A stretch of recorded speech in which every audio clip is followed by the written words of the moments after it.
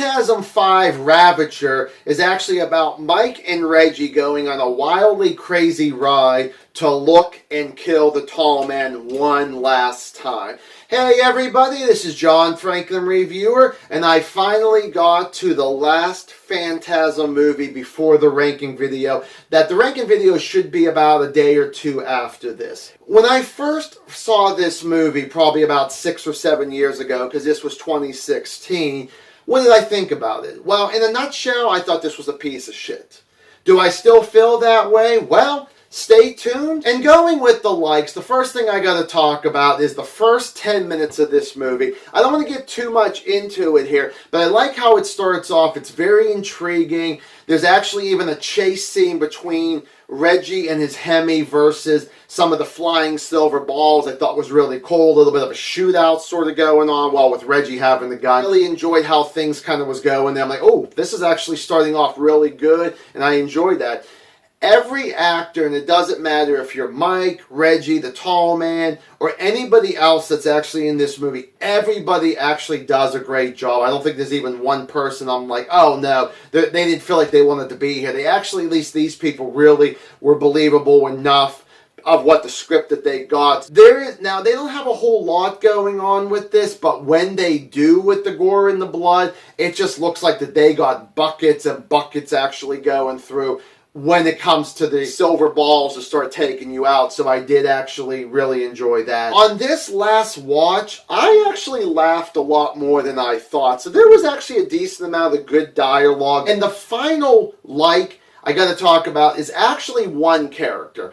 I think that, as I said, the main characters are great, but there's a character in here, I believe his name was Chuck.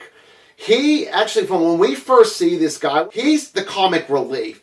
And I'm actually happy to have a fresh face with, our older people, like with Mike and Reggie. But for some reason, this guy, I love watching him. He's very unique. He's very great. It's almost like the young kid Tim from part 3 that I was always intrigued with him, with Reggie. But there was something about this guy, Chuck, I would say. I think he was a little bit better than Tim. And on to the dislikes. Well, the first thing I got to talk about is the story.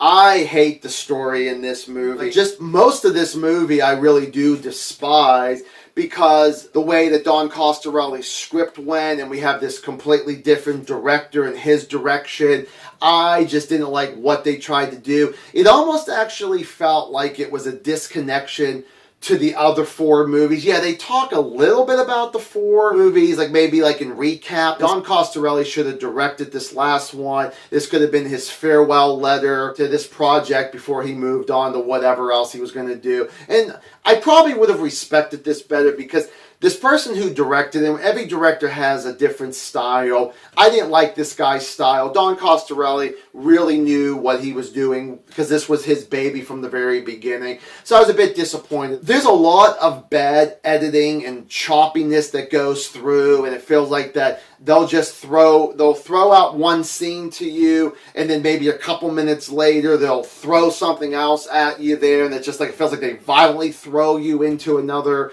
scene there. It's like, hey, how do you like this?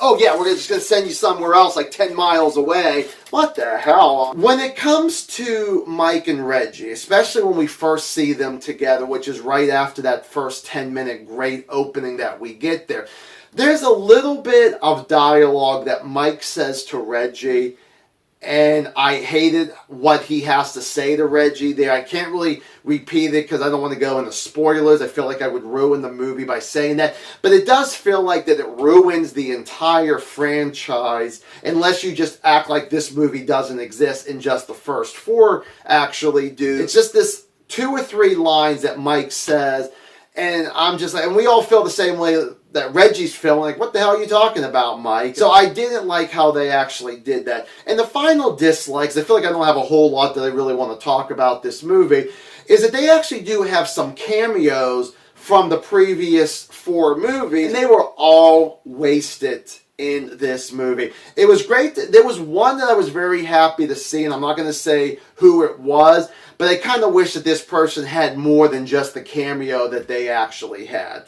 Phantasm 5 Ravager, I'm going to go 1 out of 4 stars. What do you think about this 5th entry? Do you like it at all? Do you agree with me of anything that I'm actually saying? Give me a comment down below. We can definitely discuss it. So thank you guys so much for watching this video, and I will see you guys in the next one, which is the ranking video. Bye.